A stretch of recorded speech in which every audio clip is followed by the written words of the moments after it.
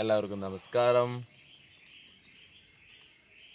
ഇന്നത്തെ ദിവസം വളരെ പ്രാധാന്യമുള്ള ഒരു ദിനമാണ്. നമ്മളിൽ ബന്ധപ്പെട്ടിരുന്ന,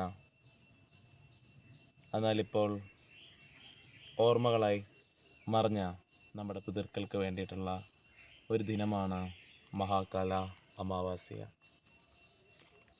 മഹാകാല അമാവാസ്യ എപ്പോഴും തന്നെ നമുക്ക് ഈശ്വരനെ അറിയാനായിട്ടുള്ള എളുപ്പവഴി അത് മരണത്തെ അറിയുക എന്നുള്ളതാണ്.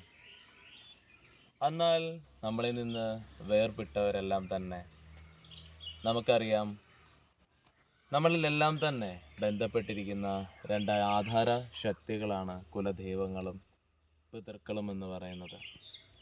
അപ്പം നമ്മുടെ പൂർവികരുമായിട്ട് നമുക്ക് ഉള്ള ബന്ധം വളരെ ശക്തമാണ്. മരിച്ചവരെ അവരുടെ വരിക്ക് വേണ്ടി അവരുടെ ഇഷ്ടത്തിന് വിട്ടേക്കുക, അവരുടെ പിന്നാലെ നമുക്ക് പോകേണ്ട ആവശ്യമില്ല. പക്ഷേ ജീവിച്ചിരിക്കുന്ന നമുക്ക് സുഖവും സ്വസ്ഥതയും അനുഭവിച്ചറിയാനായിട്ട് പല ഊർജങ്ങളിൽ നിന്നുള്ള രണാനുബന്ധയെ മുറിച്ചു മാറ്റാനായിട്ട് സൃഷ്ടി ഒരുക്കുന്ന ഒരു ദിനമാണ് മഹാകാല അമാവാസ്യ എന്ന് പറയുന്നത്. ഈ ദിനത്തിൻ്റെ അന്ന് നമ്മൾ സാധന മാർഗത്തിലൂടെ കടന്നു പോകുന്നവർ രണ്ട് സാധന മാർഗത്തിലൂടെയാണ് പോകുന്നത്. ഒന്ന് നാഗക്രിയയിലൂടെയും രണ്ട് കാലഭൈരവ യാതനയിലൂടെയും. അറിയാം, ഹിന്ദു ധർമ്മത്തിൽപ്പെട്ടവർക്ക് മരിക്കുമ്പം എല്ലാ ഹിന്ദു ധർമ്മത്തിൽപ്പെട്ടവരുടെയും ലക്ഷ്യം കാശിയിൽ പോയിട്ട് അത് അന്തിമത്തിൽ കുറിക്കണമെന്നാണ്. അവിടെ ഇരിക്കുന്നതും കാലഭൈരവ ഊർജമാണ്. അതേപോലെ തന്നെ ജീവിതത്തിൽ ആ ഒരു ഭൈരവ യാതന വളരെ കഠിനമേറിയ ഒരു പ്രോസസ്സാണെങ്കിലും ജീവിച്ചിരിക്കുന്നവർക്ക് ധനാനുബന്ധയിൽ നിന്നുള്ള മോചനം സംഭവിക്കും.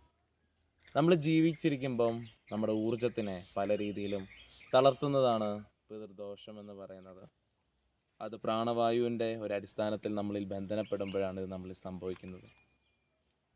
സൂര്യനും ചന്ദ്രനും ഭൂമിയും സൗരയൂഥത്തിൻ്റെ ഒരു വലിയ ഊർജം ഈ ഭൂമിയിൽ സംഭവിക്കാൻ പോകുന്നൊരു ദിനമാണ് നവരാത്രി എന്ന് പറയുന്നത്.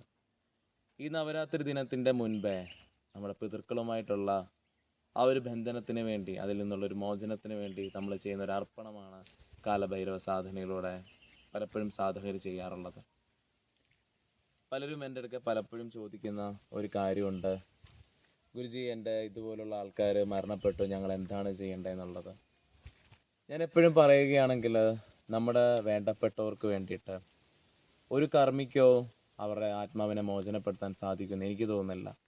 അവർ പൂവിടാനോ എള്ളിടാനോ അരിയിടാനോ പറഞ്ഞാലും നിങ്ങളുടെ ഊർജം അവരിൽ നിന്ന് ബന്ധപ്പെട്ട് നിൽപ്പുണ്ടെങ്കിൽ നിങ്ങൾ ആ ദിവസങ്ങളിൽ നമ്മുടെ മുന്നിൽ ഇനി മരണപ്പെടുന്നു. ജനിച്ചാൽ മരണമുണ്ട്. നമ്മൾ എത്ര മരണത്തെ മാറ്റി വെച്ചാലും മരണം നമ്മളിൽ സംഭവിക്കും. അത് ജനിച്ച സമയത്ത് തന്നെ കുറിച്ചിട്ടുമുണ്ട്. അതുകൊണ്ട് നമ്മളിൽ നിന്ന് വിട്ടുപോകുന്നവർക്ക് വേണ്ടി നമ്മൾ തന്നെ തയ്യാറെടുക്കുക. നമുക്ക് 10 16 ദിവസമോ നമ്മൾ ഉപവാസവും വ്രതവും നോക്കി അവരുടെ ആത്മാവിന് വേണ്ടി ധ്യാനം ചെയ്യുക, മെഡിറ്റേറ്റ് ചെയ്യുക. ആ പ്രോസസ്സിലൂടെ കടന്നുവിട്ട് ആ ജീവനെ എന്ത് ചെയ്യുക, നമ്മളെ കടത്തിവിടുക. നമുക്കൊന്നും അറിയത്തില്ലെങ്കിൽ ശുദ്ധ മനസ്സോടുകൂടി വ്രതം നോക്കിയിട്ട് പ്രാർത്ഥിക്കുക ആത്മാവിൻ്റെ മുക്തിക്ക് വേണ്ടിയിട്ട്. അല്ലാതെ വെറുതെ പൂവോ മഞ്ഞളോ ഇട്ടാലൊന്നും മാറുന്നൊരു കാര്യമല്ല. നിങ്ങളുടെ കുണ്ടലിനി ചൈതന്യം ഉയർത്തിക്കൊണ്ട് അതിൻ്റെ മാനത്തിലേക്ക് സഞ്ചരിപ്പിക്കാനാണ് നമ്മളിലാണ് അവർ ബന്ധപ്പെട്ടിരിക്കുന്നത്. ഒരു മകനോ ഒരു മകളോ ഒരച്ഛനും അമ്മയും അവരിൽ നിന്ന് വിട്ടുപോയാൽ ഒരു മകനോ മകൾക്കോ മാത്രമേ രണാനുബന്ധയുടെ സ്വാധീനം കൂടുതലുള്ളൂ. അല്ലാതെ ഒരു കർമ്മിക്കും അതുണ്ടാകാൻ പോകുന്നില്ല. അപ്പം ബന്ധം ആരിലാണോ ബന്ധപ്പെട്ട് നിൽക്കുന്നത് അവർക്കാണ് മോചനത്തിൻ്റെ ഏറ്റവും ഉചിതമായിട്ടുള്ള ഒരു ശക്തി ഉണ്ടാകുന്നത്.